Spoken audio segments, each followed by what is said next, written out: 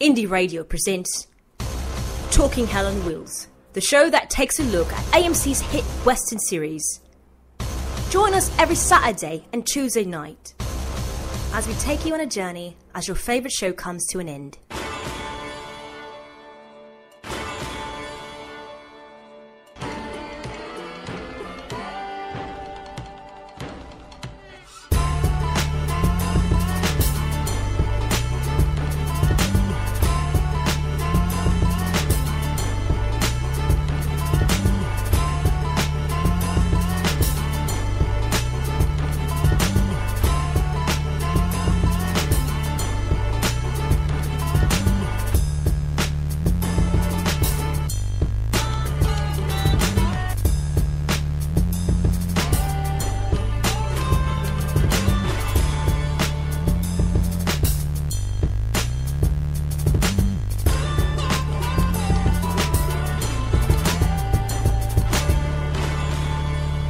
And now, here are your hosts, Yardley and Kinte.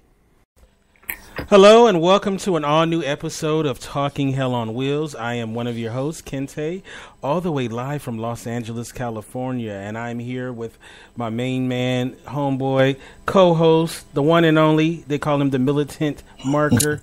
How you doing, Yardley? How you doing, brother? Hey, I'm doing great, man. I hope everybody had a great 4th of July. Always excited to talk to Angela, man. And I think we've got a lot of content to go over today. We most certainly do. We have a lot of content because we weren't on Saturday. We weren't on Saturday night. So we'll talk a little bit about the last episode, Gambit.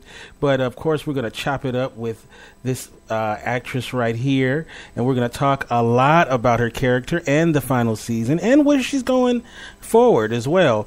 But, before I get into that, I just want to ask, Yardley, did you get a chance to set off any fireworks yesterday? No, you know what? Actually, yesterday was kind of a come down day, but there were a lot of people in my neighborhood who were shooting fireworks. At least I hope that's what it was. And I kind of relaxed, man. Saturday was pretty heavy, man, and Sunday was kind of heavy. So, Monday was kind of a chill night for me. Now, as anyone who knows me knows I'm a big Laker fan and Los Angeles Lakers basketball fan. And one of our players like I own the team, right? Swaggy P, or Nick Young, better known as Swaggy P. I don't know if you've seen the video of him grabbing the firework as it's about to go off, and it goes off in his hand. He's trying to do a Jason Pierre-Paul, blow his hand off. Like, what are you doing, dude? Yes. It's like, why would you grab a firework and then hold it and let it go off in your hand? He's fortunate he didn't lose his hand. But I'm just like, man, that's crazy. You want to get away from them things when you let them off. But apparently this guy. So I had to mention that because I thought it was crazy that this guy would do that. But he is known for being a different kind of guy. But hopefully everybody had a good time. If you did let off some fireworks, you did it legally and you didn't blow off any body parts in the process, because that wouldn't be cool. So I didn't. I just kicked it yesterday and enjoyed another beautiful day in Los Angeles. So with all that said, of course, we love participation. There's many ways you can do so. You can go to our website, which is indyradio.org. Once again, that's INDY radio.org. Another way you can participate is you can go to blab.im and you could see us on video as well. You could see our guest, our wonderful guest, too. She's here with us. And also, too, you can call in. Our call-in number is 323-522-4601. Once again, that's 323-522-4601. All right, now that we got all that stuff out, let's get to our guest. Welcome back to the show. It's Miss Angela-zhou. How you doing? I'm good. Thank you for having me. I'm still a little confused with all this stuff that's flying around. But it's cool to see your faces and be able to talk to you face to face. That's cool. Likewise. Yes. Believe it. It's more of an honor for us to see your face than I'm sure it is to see our mugs. So a lot has happened since we've last talked. Unfortunately, the show's coming to an end, but we knew that when last time we had you on. and you know, so many episodes already in the season. It's hard to believe there's only I believe 3 episodes left, right? Yeah. No, wait. 3. We've had 11. So yeah, 3. Oh my gosh. Wow, that's crazy. You know, so we've been saying, it's bittersweet. You know, obviously we love the show. We hate to see it go, but it's cool to get an end, a proper ending. So, oh, for sure. Yeah. So many TV shows don't get that at all, and then you're just left with a cliffhanger, and then they're cancelled. You know, at least we were able to see it all through, and you got to see. Well, you will get to see the 2 railroads come together. Hey, Angela, I actually have something to ask. I mean, since the show's been over, so I think you guys wrapped last year, right? Has it been kind of fun to sit back and kind of watch how things play out as well with the fan base? Because, you know, people are pretty rabid about you and your character.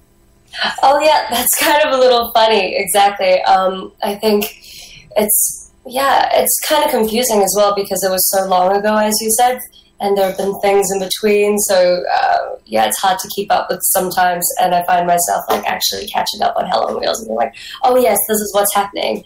I don't know. It's cool. It's cool. Now, okay, so we have so much to talk about.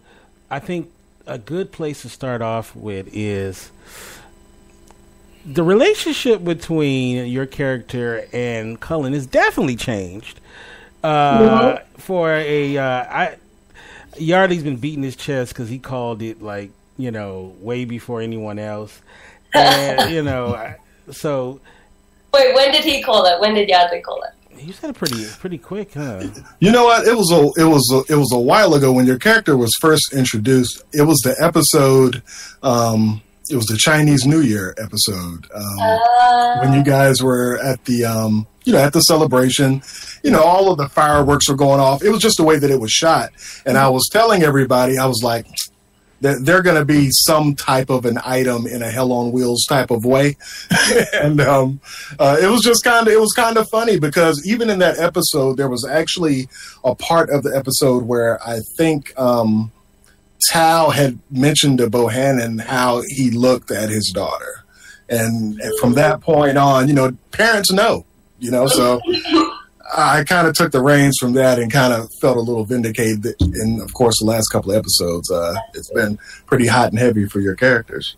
Oh yeah, it's been pretty intense. But May wasn't so lucky in that episode. She got fully shut down. I remember when we were shooting that with the fireworks, and I had to pick it up, and she was trying to connect with him, and then he threw it on the floor. And I remember all the extras around, joking, "Oh my gosh, you went down!" That was hilarious. That had to actually be awesome because I kind of find the relationship between May and Bohannon great, mainly because May is like Bohannon. In a lot of types of ways. I mean, they both have a war background, come from war. The war ended up driving them away from their homes for, all the wrong reasons.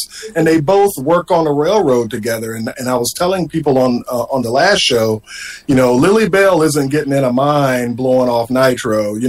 Naomi isn't going to, have sex on a table full of nitro. May is a ride or die chick. And I think that Bohannon deserves her. Right. Oh, I also think, she's been exposed to so much that she's at the point where he's at, where she sort of doesn't particularly care anymore. They're getting a little bit reckless. She's lost everyone she cares about, her family back in China, and then her father. Really, Bohannon's the only person left who even knows who she is. Everybody else thinks she's Fong.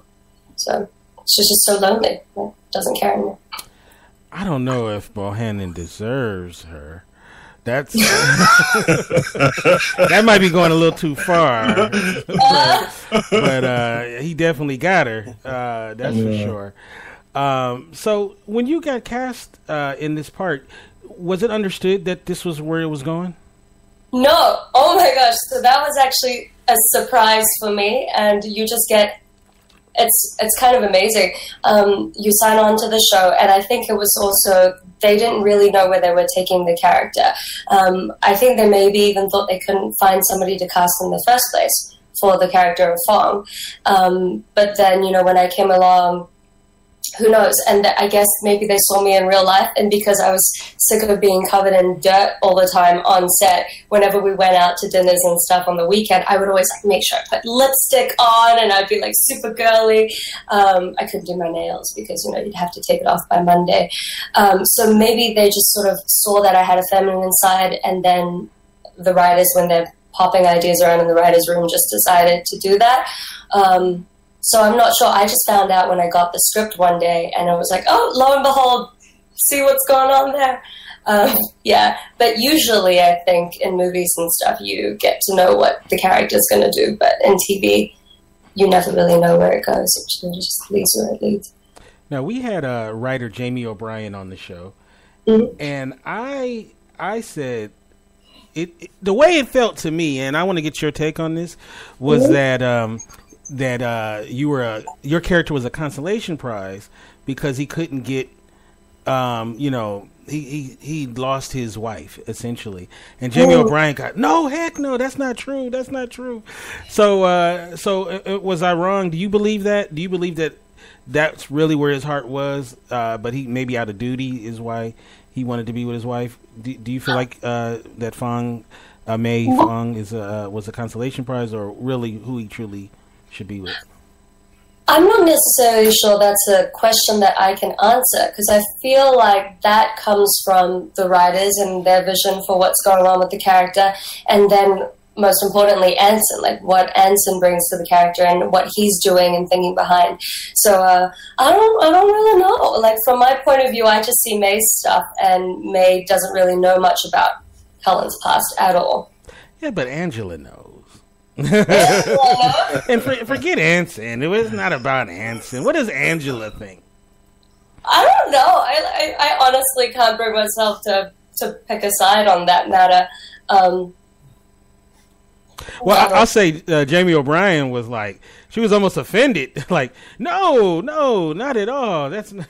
So I was like, okay. Well, I don't think it's a consolation prize either, because I feel like they just really do understand each other. I know some people say opposites attract, but they're not that case. They're very much similar souls. Yeah, so I feel like it's not whether or not who deserves who or who's a consolation prize. It's more of they need each other.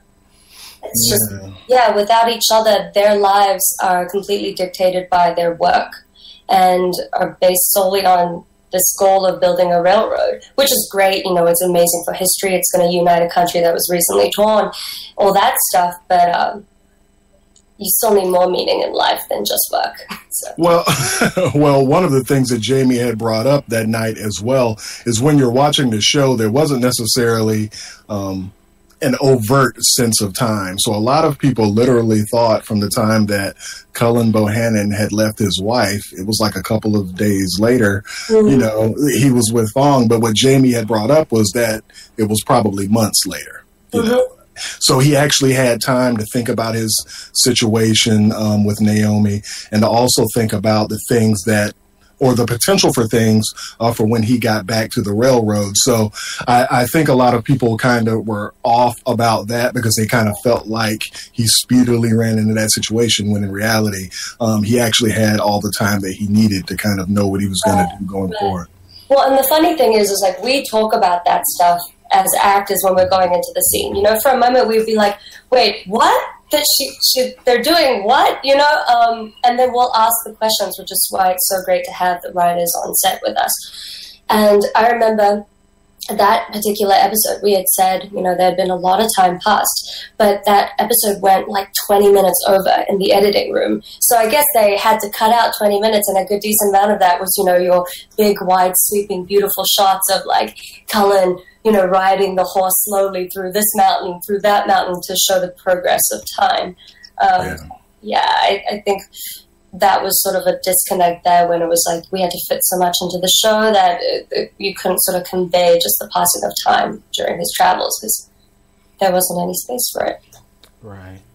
Now, also too, you had many opportunities now on the show to do love scenes and to be somewhat naked. Well, naked pretty much on the show. Had you done love scenes before? What was that like? What was that like to have to do the nude scene and all of that stuff? Because inquiring minds want to know.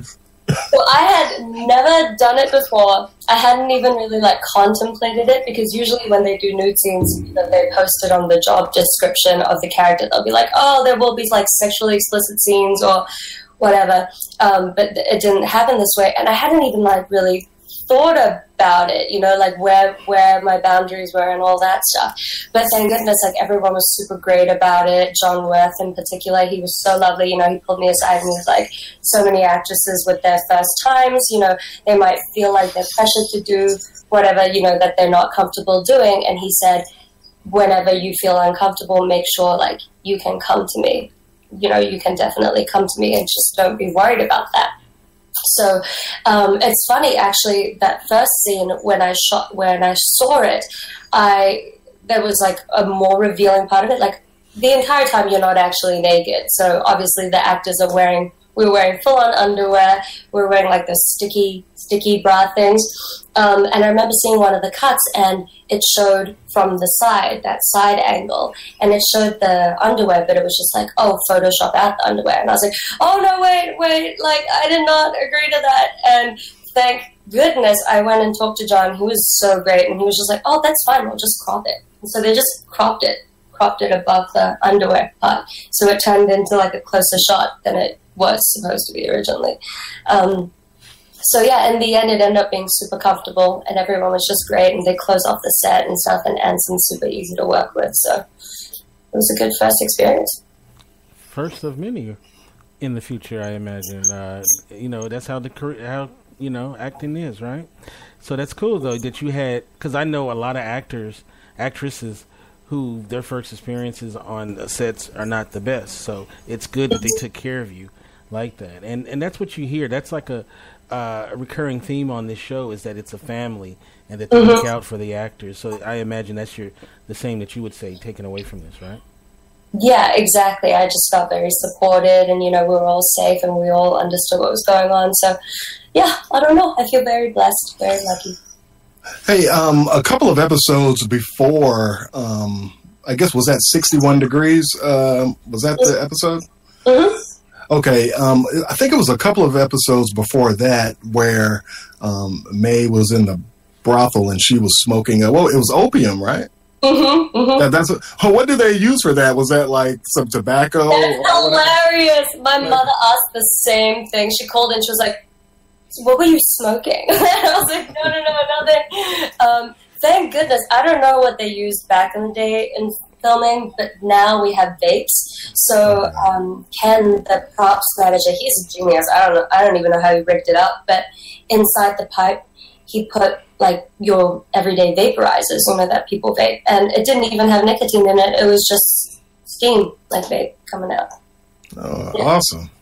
Big ups to the props guys, because I was but I don't know, you kind of had the hazy look kind of down packed, so oh yeah, well, I believe you party. I did 7 takes of that. At one point, Marvin was just with his camera right by there. He goes, even more tired, just loopy, loopy. And I was like, oh, I don't know. So it's also due to good directing, that sometimes you're not sure what being on OPM feels like or looks like.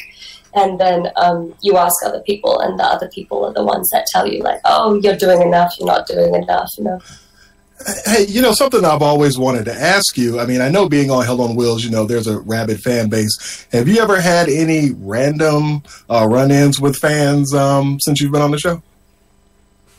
Random run-ins with fans?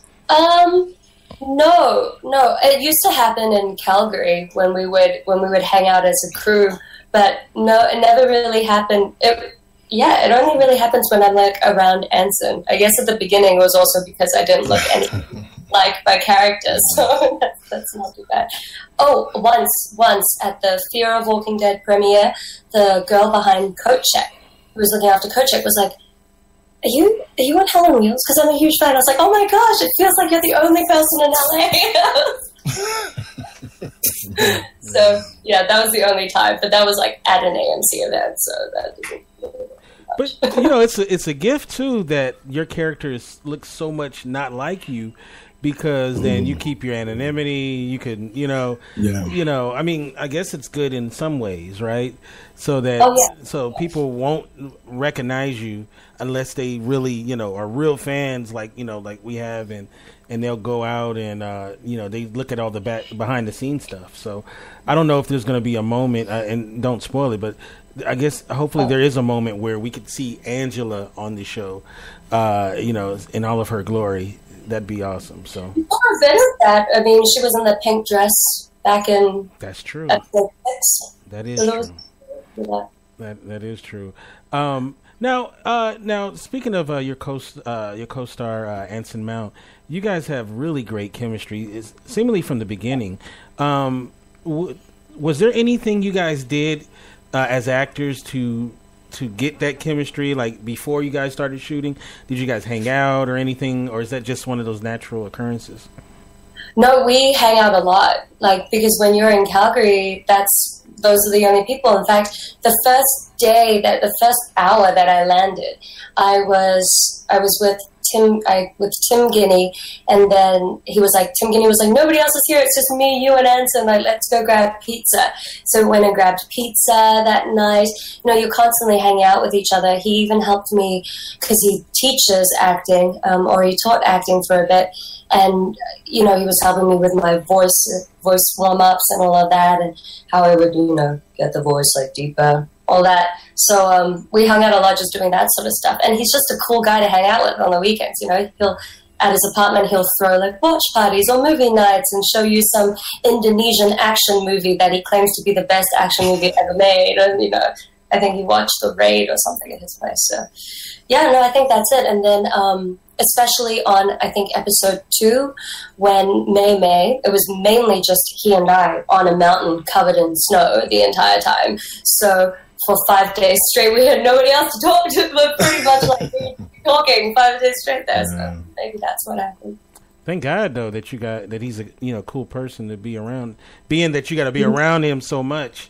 And, you know, because we've obviously heard stories of the opposite of other situations. So that's so cool that it's worked out so well for you. Now, your character somewhat has physical stuff to do beyond, you know, horizontal. So do you like the physical aspects of your character, and do you like being physical in your, you know, in future roles as well? Mm-hmm. Oh, for sure. So I hadn't really done any of that. You know, on theater, you're doing physical stuff, but you're not doing it actually there. And I remember being in the snow. Obviously, you're exhausted, you're tired, and it's freezing. Like, they shot that they shot some of The Revenant there, actually. We spent a week on the same slope that they spent 2 weeks on. And I just remember thinking, you know, even at my worst, and like my fingers were numb, and the wardrobe, they were like, we have to stop shooting because our fingers are going to get frostbite. And I was like, no, let's keep shooting. Like, this is awesome, you know. And the more freezing I am, the less acting I have to do, right? Right? Then I don't have to pretend to be cold. I remember I used to think that when you saw actors up in snowy mountains and you saw their faces all red and like snot coming out of their nose, I used to think like, oh wow, the makeup department's like amazing. But no, that's just snot coming out of their nose because they're freezing. I really enjoyed that. I enjoyed the stunt stuff. I was only recently told by one of my stunt friends that the stunties get paid extra for every fall that they take for me. And I realized, like, I had been taking a lot of the falls myself, saying like, oh, no, don't get them to do it. I'll do it. And now I'm like, oh, shoot. They could have made more money if I hadn't done that. You know, I was like, next time I'll know. So, no, it's fun. They would love me because I wouldn't do any stunts. So... Well, sometimes I do them and then I'll get like a giant headache or something, you know, from falling onto a table for 15 takes. And then the next day I'll have a huge headache, and then I'll see the footage and you can't even see it's my face anyway. The camera's on the back of the head. So let the skunky do that one. Well, That's you know, not on the show, so that wasn't a spoiler. well, you know, when you first get on a show and you hit the ground running, and as Kente mentioned, you're doing all this action and they're keeping you busy. Isn't that almost a blessing to be able to just jump right into it and to do a lot of things, whether it be on the physical side, but just the fact that you're really in it from the get-go? Did that help you kind of loosen you up as an actress? Yeah, I think it's just like everybody else makes your job so much easier. Like getting into character when you finally have hair and makeup and wardrobe, and then you get on set and everybody else is in hair and makeup and wardrobe and the set looks amazing. You know, it's so much easier because you're actually convinced. You're convinced that it's happening. And it's the same with action sequences as well. You know, you're running around and doing that. So no, I think it super helps. And even then, I think I've said this before, Tim Guinea was like my personal trainer, and he would take me to the gym and have me doing stuff so that I'd be physically feel more like a railroad worker. I think I even took creatine for the first 2 episodes just to like try and bulk up. And surprisingly, your body does change a decent amount when you're working out very specifically and eating specifically for like a month. You know? Now let's talk about something. We kind of talked about it the first time you were on, but you know, now it's a different format, so we'll go over some of the same material. Is you actually doing something that me and Yardley know about very well, being a man for your character. Now you're a very effeminate woman who has to now play a woman pretending to be a boy, right? So what was some of the tips or the shorthand you had to use to remember to stay man, you know, and not turn into Angela, you know, who's a woman? Okay. Well, I'm gonna let you in on those trade secrets. Firstly, they hired a gender consultant for me who helps women who want to be men transition. And in Canada, before you can do that, you have to dress as the gender and be the gender that you want to be before they'll give you the hormone treatments for that. So they were very, very helpful. And one of the things they did was like spray men's cologne on. And whenever you're practicing the character, spray men's cologne on. And because smell is one of the strongest memory triggers that we have. So that was useful. And James Deemer, that was the consultant's name, I asked him to take me out on a night in town at the bars, like dressed up as a dude. And that was probably like the most helpful thing, because before that I just thought like maybe I got this role because I was like the least shitty person who walked into the role. Like maybe I'm not actually good at this. Maybe it's just because everybody else was like way worse and they could not change the script by then, you know? And so I was like, but if I can convince people real life in a bar and I can see them look at me and not treat me like a chick, then I will feel far more confident on set. And that night when that happened, he called up a whole bunch of his friends as well who were in the sort of like trans community. And his roommate had just started taking testosterone. And he gave me his package. So I wore, for the first couple of episodes, this silicone package thing in between my legs that sort of like really gets you into, you can't cross your legs the same way, you can't walk the same way, it does it for you. Yeah. So those are the big shortcuts. So when you were in character, what was something that would bleed through? Was there anything that would ever bleed through that you had to mentally check yourself, like, wait, no, I can't do something? Because I think you said one last time, it was something about smiling or something, right?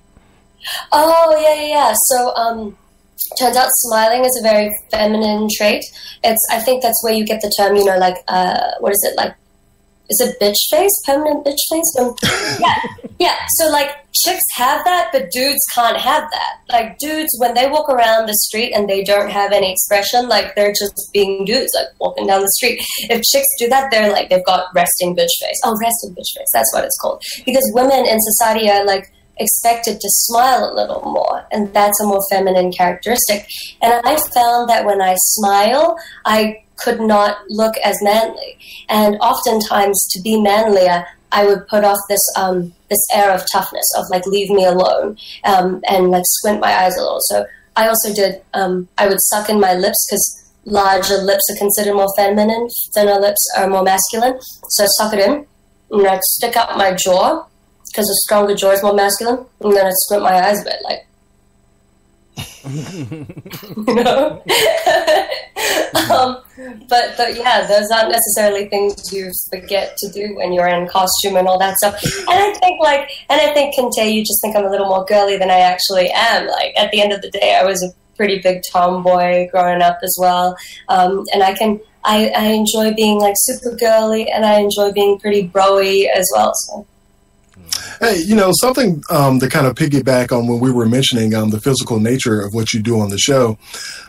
During some of those scenes where the explosions were going off in the tunnel, there was one scene where you and Cullen Bohannon were kind of speaking a little bit back from the entrance, and then it goes off, and of course, neither one of you budge. Was that a live shot? Was there really an explosion there? Was that added? You know, in post-production, like how did you manage to do that and not blink? Oh, no, that actually happened. They set off like explosions in the back.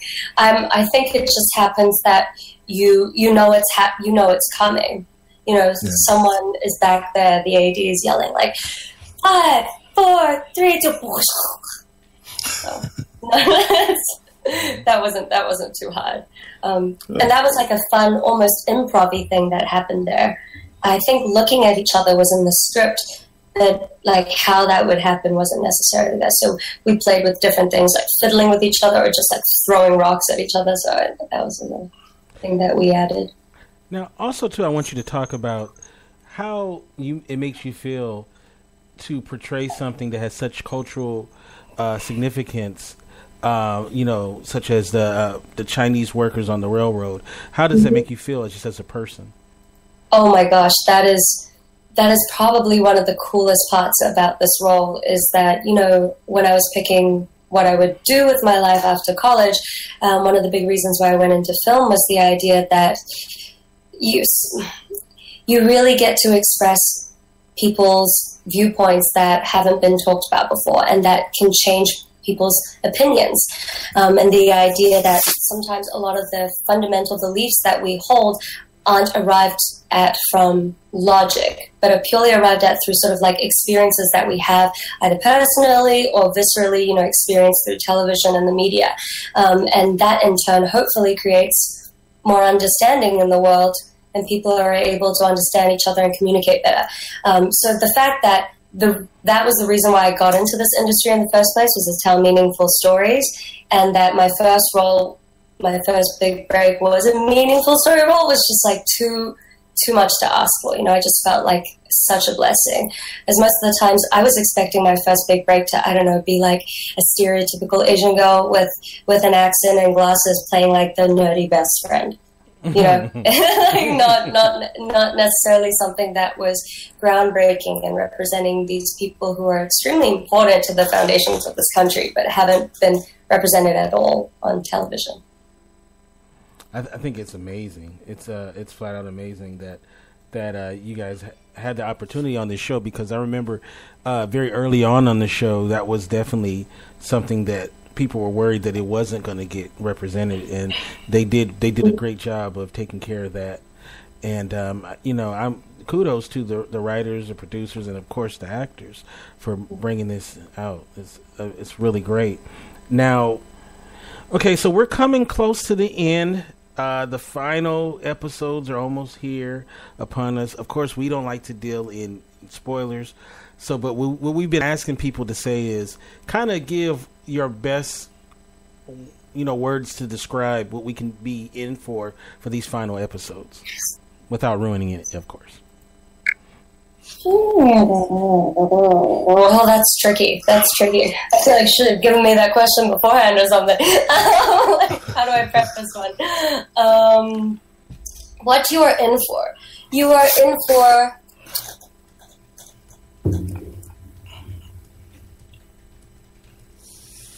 I don't know. I think there's resolution. You know, you're in for closure. Have a lot of that. But you are also in for one hell of a ride, like especially that next episode that's coming out. There's going to be a lot of action that you used to seeing from more older episodes. So it's a little nostalgic in a way because there have been throwbacks to previous seasons. I don't know, was that too many words? No. Well, it's great. All of us, we really hate to see the show go. And we're always thankful to have been on this journey, not only as being fans of the show, but we've had an opportunity to talk, of course, to writers, directors, actors, and actresses on the show. So we've kind of built a relationship with a lot of people. And it's going to be weird to not be able to, get into all of this again, at least with new shows coming out, in the future. So you've definitely carved your way into Hell on Wheels, into the Hell on Wheels monument, so to speak. And it's just, I don't know, it's kind of sad. Now, of course, we'll continue to do the show in different types of formats coming up, but we definitely, because I saw the Next On preview from last week, and we were talking about this in the pre-chat, so you already know you're going to have to come back on the show for a series wrap-up. Yeah. If you can round us all up for that series wrap-up, I'd gladly come. Oh, definitely. Now let's talk about the future. Are there any projects that we should be on the lookout for? Anything that maybe you've done since? Well, the thing that has aired that I have done since, I don't know what is going on with the sun. I'm burning up here. Okay. The thing that I've done that has aired that I can talk about is Stitchers on ABC Family, and that one I played a China's biggest pop star. So they have me being super girly with like pink hair all braided through, and that was kind of fun. I didn't get to sing in that one, unfortunately. And then right now we're just looking at the next big project. So there are some things in the works, but usually you have to sign non-disclosure agreements for all of that stuff. So you will know when I am able to say anything. All right. But keep me in your prayers and stuff, so. Most certainly, definitely. Now, last time we had you on the show, we did have an opportunity to do some rapid fire with you. And being that now we have you on video, we're going to do another round of rapid fire. So are you ready for it? Yes. Okay. So we're going to start off with this one. All right. Now, give me an actor, that alive or dead, that you haven't worked with that you would love to work with. Oh, Audrey Hepburn. That's good. Audrey Hepburn. Oh, awesome. Okay, here's a rapid fire question. This is going to be something a little bit along the lines of my morbid questions from before. What was the last thing that made you sick to your stomach? What's the last thing that made me sick to my stomach? Did I have to eat it, or did I just have to read about it? It could be a sick feeling in your stomach, or something that literally made you sick. Oh, I watched this just yesterday or 2 days ago or something. I watched this Korean documentary called My Love, Don't Cross That River. And it is the sweetest, saddest thing about these two Korean couple, this Korean man and woman that had been married for 75 years.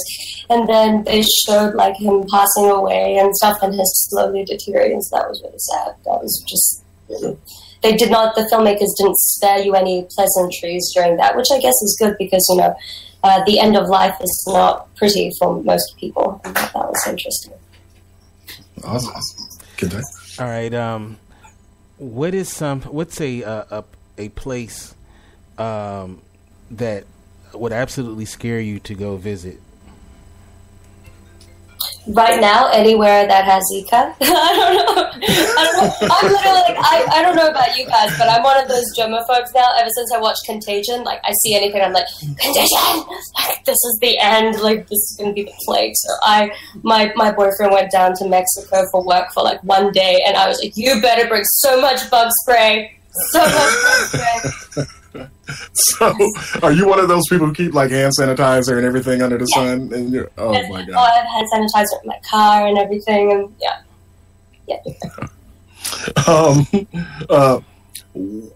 what are one of the things that you're the most fearful of? Spiders.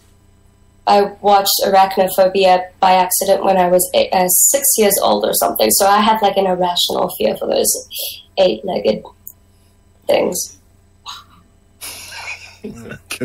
All right. Give me your idea of the perfect meal. All courses and something to wash it down with and dessert. Perfect meal. Perfect meal. Depending on, I think it depends on whether or not it's hot or cold outside. But if it's a hot day, I would say it starts off with something like a little bit of sashimi, you know, all of that stuff. I love that. Maybe then goes into some. Oh, I recently really wanted to eat Singaporean laksa, so laksa curry, and then that doesn't really matter because the main deal is going to be dessert. So dessert has to be very ice creamy.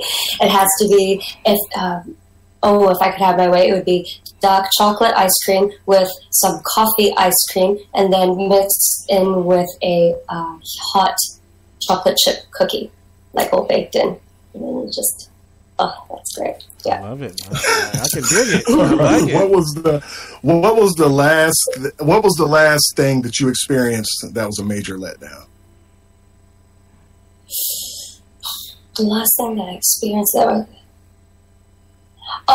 well, I'm an actor, so like obviously last time I went in for a callback and I really, really wanted something, and then you read on like Hollywood Reporter or something that I went to somebody else. So that's the most typical letdown thing, I guess. All right, so here goes. Last question. If you could play anybody throughout history, what person throughout history would you like to play?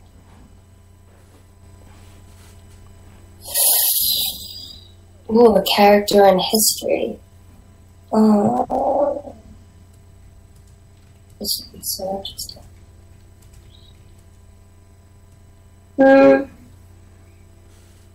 Do they have to be a female character? Could be anybody. Well, female characters, lots of strong ones. Any race, male, female? Maybe.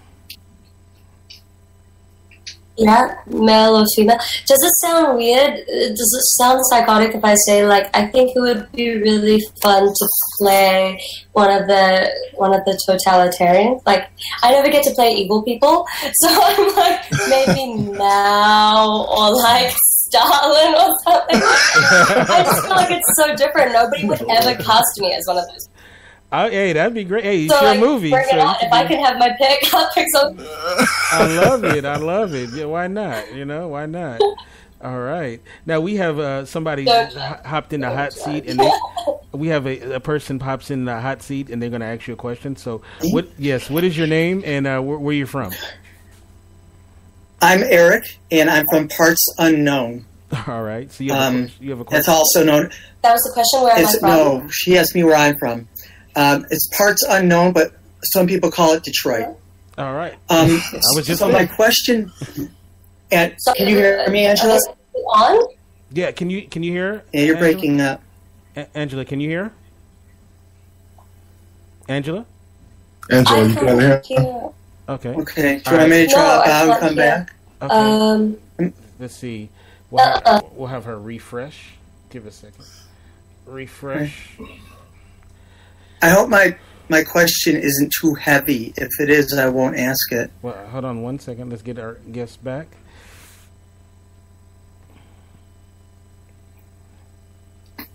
There we go. Hello? Can you hear us? No.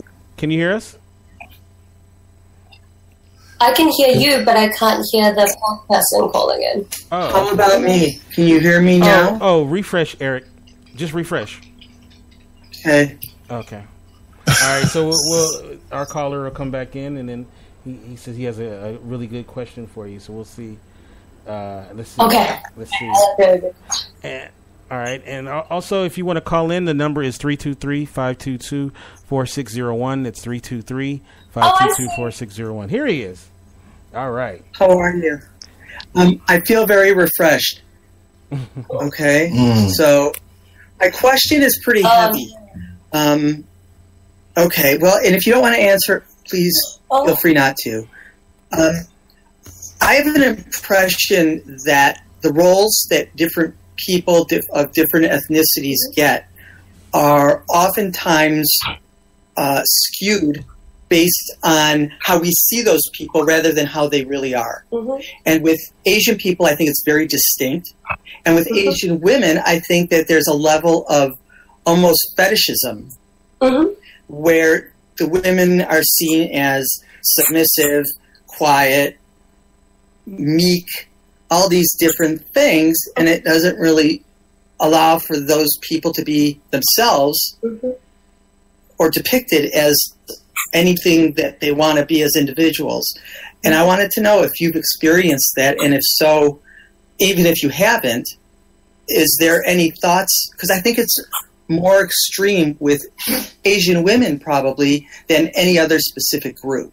Well, I definitely agree with you. It hasn't actually personally happened to me, which I think is great. I take that as a sign that people are becoming more aware of it. I don't necessarily think the fetishizing is something that has happened with thought consciously. I think it's something that probably happened due to maybe the Vietnam War, and most of the American males that experienced females there were in the brothels, and so, you know, their views of Asian women were they just knew a whole bunch of prostitutes from then, and they were all catering to their needs and stuff. So I think, and then those people end up writing screenplays, because back then, you know, old Hollywood was still very much, screenwriters were mainly male, or historically speaking, where it comes from, it just happened to happen that way, and people still subconsciously associate that. For me personally, hasn't happened yet. I've been very lucky, like with May Fong, her role, she's not, you know, timid at all. She's not submissive at all. In fact, I think Jamie, she's wonderful. She's very much aware of this stuff, and so she plays against it, especially the whole, you know, tough haggling stuff. That's what people, I think, don't understand when they're like, oh, Chinese women are quiet. I was like, you kidding me? Like, they're loud. They're very loud, and they speak their opinions, and you know, in China, a lot of them, it's a matriarchal society sometimes, you know, the wife runs the finances and all that stuff. So I just think it starts off with one, understanding that that is a subconscious bias, and that is the first step to then taking active steps to work against it.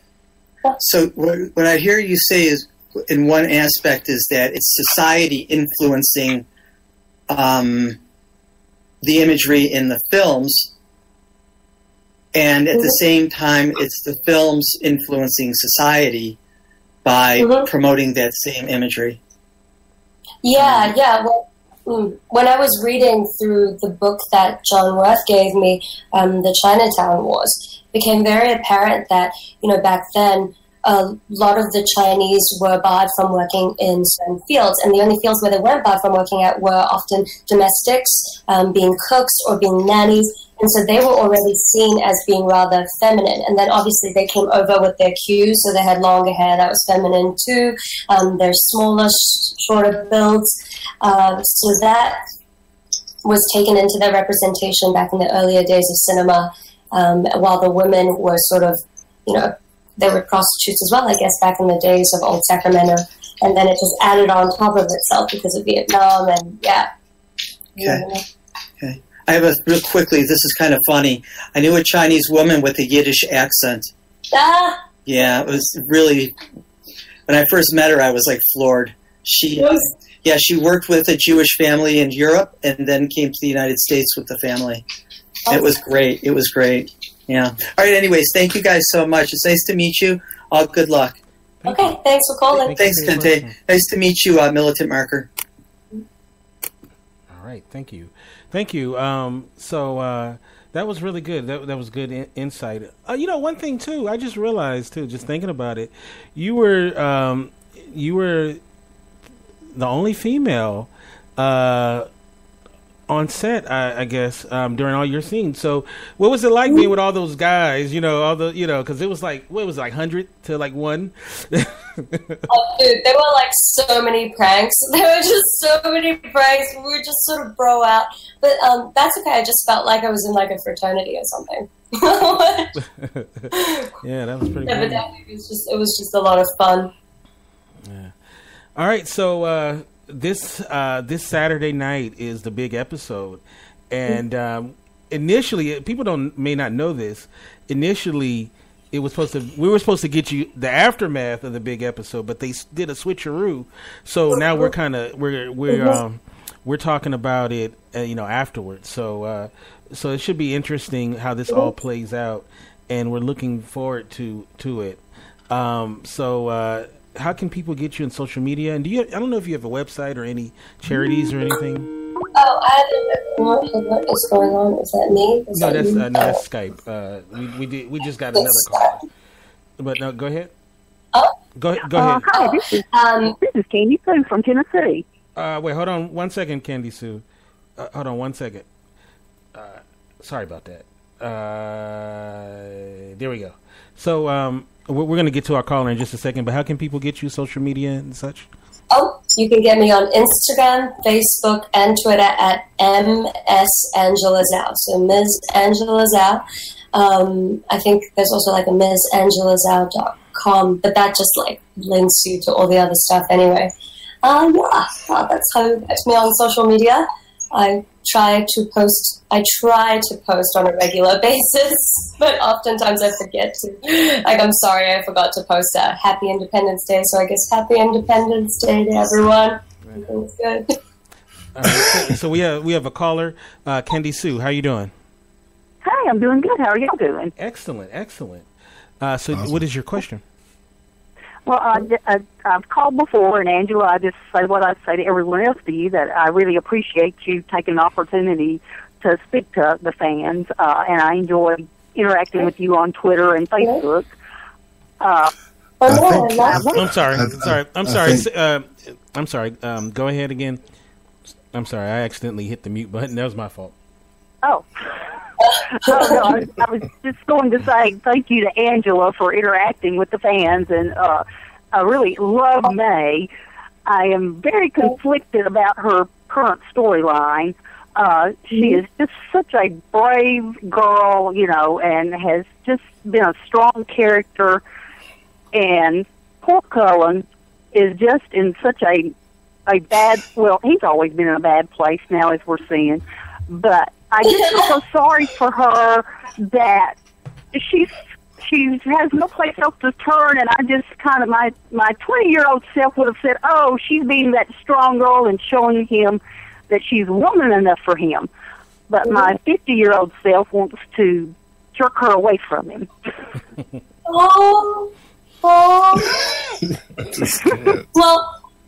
Well, I would like to say thank you for calling, and you obviously care so much about the show, and that's amazing. That's like why we do it, right? So that people can really connect with the storyline and have these characters feel real.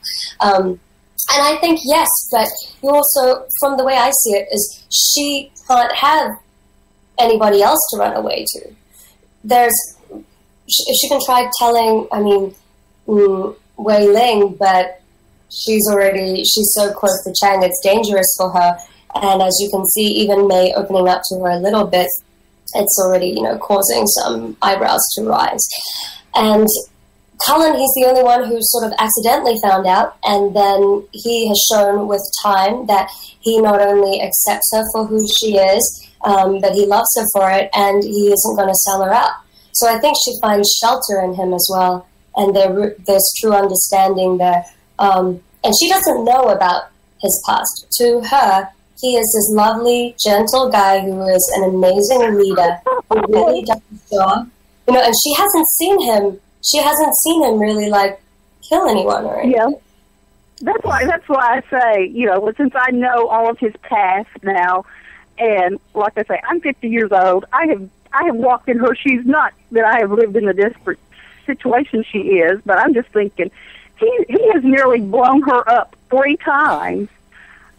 and I think of her daddy, Mr. Tao, and I think, I just want to say, run from him, May. But I know she has no place else to go, and I just hope he doesn't blow her up, or he comes to himself or something, because, I do love May.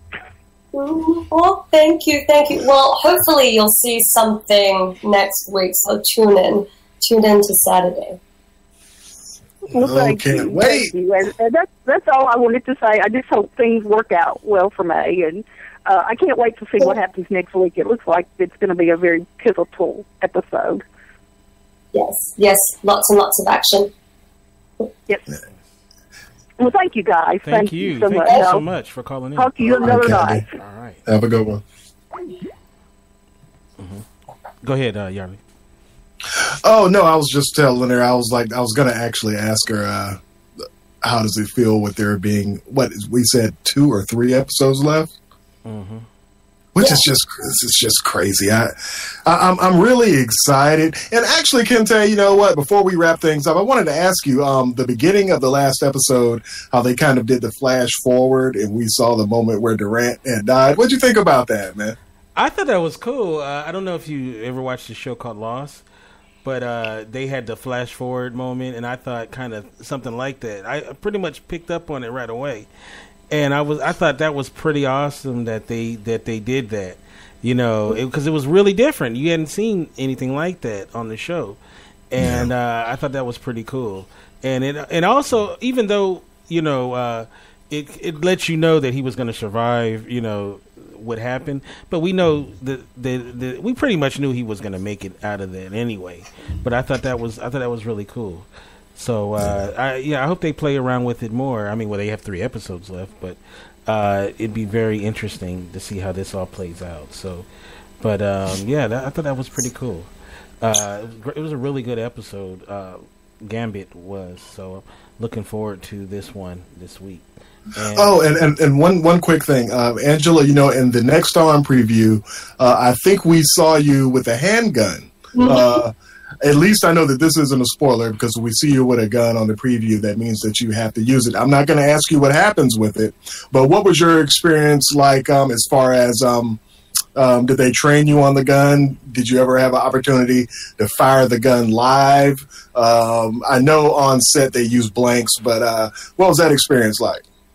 That was fun. It's very interesting, the feeling of holding a heavy gun while you're doing all of that stuff. I don't recall having any lessons on it, because I don't recall ever having to actually... Hold on. Oh, wait. Was that an accidental spoiler? Yeah, it really was, but that's okay. No, I mean, I didn't hear any. So we'll take it as your gun training was minimal at best. Oh no! Oh, I need to get better at this. It was amateur mistake. Amateur mistake. It's okay. But we're looking forward to see how you handle the gun. So once again, you're at Miss Angela-Zhou. Mm-hmm. And obviously we're big fans of your work, and we can't wait to find out how this shakes out. And we got to have you back on with, we're going to have most of the cast will be on. Tim Guinea is supposed to come on pretty soon too. So he's going to be a hoot. I love him. Yeah. Love him. So we're looking forward towards that. But thank you so much. And Yardley, how can people get you social media?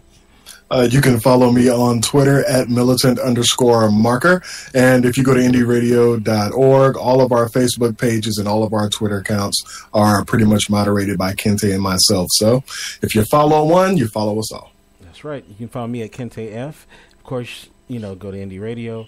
I want to take a moment once again to thank all the people that listen to this show. All the cast and crew come on the show and makes the show what it is. We only have so many podcasts left. But of course we have other programs, the Spotlight Hollywood, where we talk to a lot of people in and around show businesses and such. So, just go to indieradio.org and you can find out everything there is about what we're working on. So, with that said, enjoy the rest of your week. And thank you, Yardley. God bless. Thank you so much, Angela. See you later.